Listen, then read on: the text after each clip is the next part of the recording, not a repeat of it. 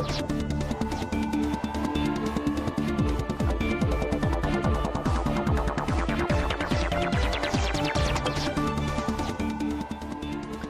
to the Economy Magazine. I'm Binyamin, Tjong-Alvares with the main news from the global economy. Coming up today, Arab-Israeli tensions affect tourism in the Holy City, and Japanese traineeships may leave foreign workers more vulnerable. First, the headlines. The OECD urged more flexibility in fiscal rules for struggling EU members to prevent another recession. The Organization of the World's Most Prosperous Nations warned on Tuesday the weak Eurozone economy poses a key threat to global growth. It said the slower pace of structural fiscal adjustment proposed in France and Italy's 2015 budget plans seems appropriate. France's lower house of parliament last week backed the 2015 budget bill that fails to respect EU deficit limits. French Finance Minister Michel Sapin used the OECD words of support to strengthen France's position. The IMF supports our approach and the OECD supports our approach. Now the entire European Commission must get into phase with this will to do everything to obtain the necessary growth and thereby the necessary jobs. After anti-austerity protests halted travel in Belgium on Monday, thousands more demonstrated in the Portuguese capital Lisbon against austerity measures. Demonstrators said the Portuguese government's decision to extend cuts in the 2015 budget were unjustified. Lisbon exited its €78 billion international bailout program in May. Officials say, however, Portugal has yet to recover from years of persistent recession. On that belief, the government recently devised stricter austerity measures, including cuts in state workers' wages, pensions, and welfare benefits. We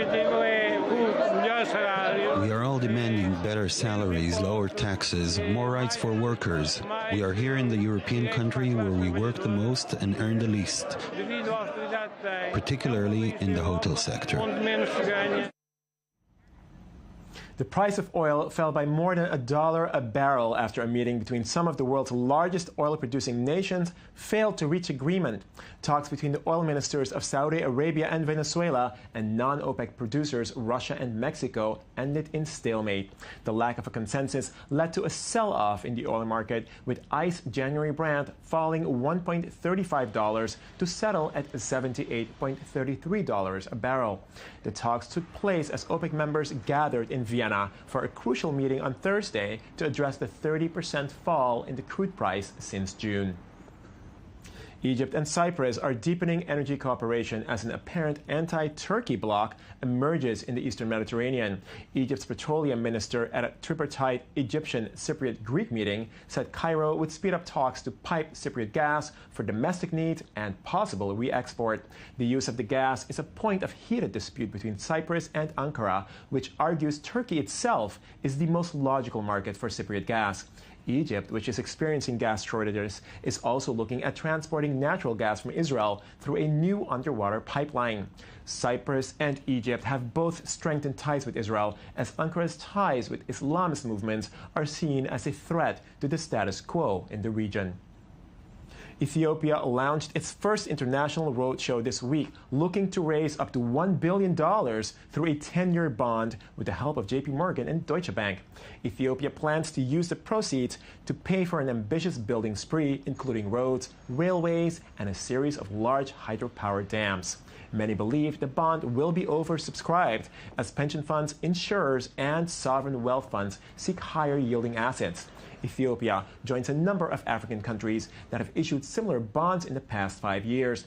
Kenya in June made the largest debut for an African country in the sovereign bond market, raising $2 billion, and returned to the market on Tuesday, seeking more money.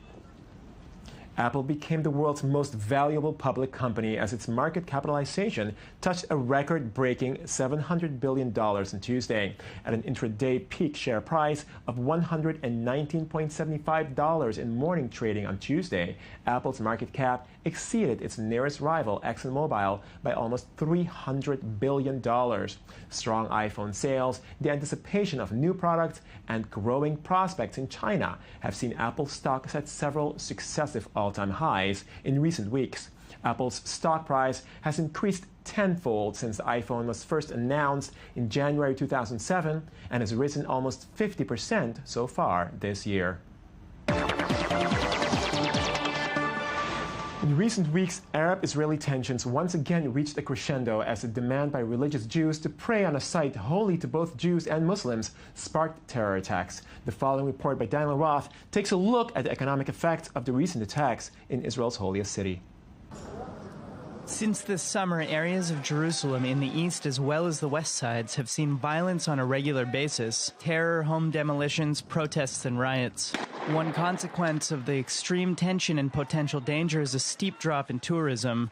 On the Israeli side, the Jerusalem Association of Hotels says guests have dropped by 50% compared with this time last year. Some luxury hotels, such as the Waldorf Astoria Hotel, have managed to stay on top of their numbers, but note that continued violence would be disastrous. There's no doubt that if the violence will continue, I'm sure we'll see some cancellation in the future.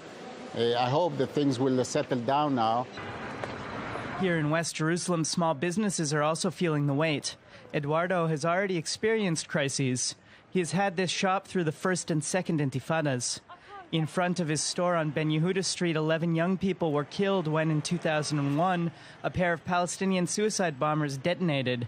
This year, he has already seen a 70% decline in turnover and laid off half his staff. We receive a very shock on summertime that this is our high season, and it's not stopped till now. So the business is very, very bad, very bad. In the Muslim quarter of the old city, the market is almost deserted. A few groups here and there roam the Via de la Rosa, but nothing close to the usual crowd. This young Russian tourist, though, he feels safe. Look around. Here are a lot of people from police, from army, from anywhere. You can see the cameras on the wall on almost every corner, so it's safely. For this fruit juice seller, violence, but also Israeli security forces scare the tourists. For him, the drop in attendance is above 50%. Let's talk about 75%. As you see, you're still around all the day. You're spending all the day looking to each other. This restaurant has to pay about $1,250 per month in bills. He brought in no money the day before he was interviewed. He's concerned for the future. Sorry for that, but maybe another 2 months, 3 months, I can't give money. I don't have money. And others are even more incensed. With the camera on a table, a Palestinian merchant says his people have little else to lose and makes a case for heating the situation up. But for me, look, because I have children, I have the hope. But if the intifada become to be fixed, the solution will be good. I work here, okay? But till when? If I don't sell, I don't eat. On both sides, they will lose, I know. But Palestinians, they don't have anything to lose because already they are losing. In this climate, economic tensions added to the mix have the potential to fan the flames and fuel further violence, a vicious and tragic cycle which Jerusalem is at the center of. And I-24 News reporter Daniel Roth joins us now in the studio for further discussion of the economic consequences of terror in the Holy City. Daniel Roth, thanks for joining us. What is the scene there in Jerusalem? How is it affecting the local economy? Well, so I spoke to a few different types of places, a few organizations, a few businesses on the ground there. And of course, I go through there often. It's the feeling, first of all, on an anecdotal level, is tense. It's much tenser than normal. Right. Speaking to people who run businesses there, for example, the owner of Mantra, which is a famous restaurant and bar, it's a big place that tourists go, and in particular, a lot of tourists who are coming, the vast majority of tourists are Catholic and Protestant tourists, and this is a non-kosher restaurant that is frequented a lot. This is someone who, he says that he was at a conference yesterday, a meeting of industry people that say that if this kind of violence continues, they're looking at up to, literally, he said, 80% drop in business. Wow. 80% drop. That's what he said. He said that he's already noticed it. The turnover has diminished greatly. He's noticing that the tables are empty, particularly the meals. The interesting side of it is that he said the bar side of things, the night crowd, which is predominantly Jerusalemites, people who live there, has not diminished at all. So the young people, he said, while tourists it's dropping Right. incredibly. Right. Young people at night are still going out. That hasn't changed so much. Well, I guess Israelis are sort of used to the situation and they kind of know how to feel it out, so to speak, whereas tourists just, depend on the media. Right, exactly. So Jerusalemites, of course, know it, and of course, young people tend to be a little more interested in going out for drinks than they are in adhering to the reports. But it's an interesting kind of divide that this guy noted. I spoke to also Green Olive Tours, which is a tour company. They do kind of alternative tourism, predominantly to people who are coming to learn a sort of left-wing narrative. And they also, I called them in particular because I wanted to get a sense of if people who are coming for alternative tours and these kinds of perspectives are and they said they don't have any numbers, of course. It's all sort of new in the last couple of months, this wave anyways. But that they can say that that they're not getting any new reservations right now. That's the big thing, that they since the summer it's been this kind of slow drop of reservations that has not picked up. So while they are getting some people in these tours, the numbers have dropped, but the new reservations are what they're looking towards. So even even now in the beginning of winter when it's rain season and you see a drop in tourists anyways, even if there wasn't violence around, you're seeing a bigger drop now, and a bigger drop in the spring when the weather gets better. Is this affecting any other place in Israel, or is it really just Jerusalem where a lot of these events have taken place? Well, so one of the notable things is that this wave of violence in Jerusalem can't really be isolated from the summer's violence, from the war, the Gaza war. So that's what a lot of the tourist companies are reporting, is that they saw these cancellations begin in late June, early July, and get real heavy in late July and early August, and they haven't picked back up because, as I said, nobody's really differentiating between these waves of violence. It's a violent time. Or the regions, so to speak. Well, it'll be interesting to see what happens actually with holiday season coming up. Thank you very much, Daniel Roth, for joining us on Jerusalem and the ongoing crisis in terms of the economy. Thank you very much. Thank you.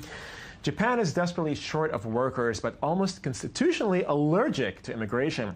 A new government scheme offering traineeships to unskilled foreigners is set to be extended, but critics say it offers a green light to abuse and exploitation. Here's the story.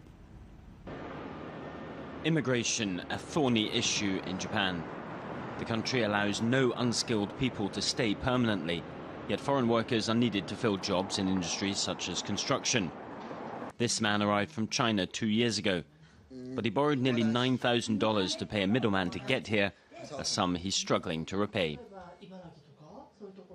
If I go home now, I won't have any money. I don't even have enough to see a doctor, and my wife could be asking for a divorce. I have no choice, and I can't repay the money I borrowed.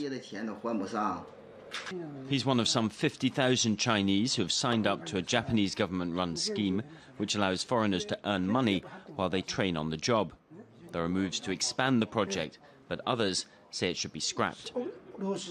This trainee program is a system of slavery. You can't just quit and leave.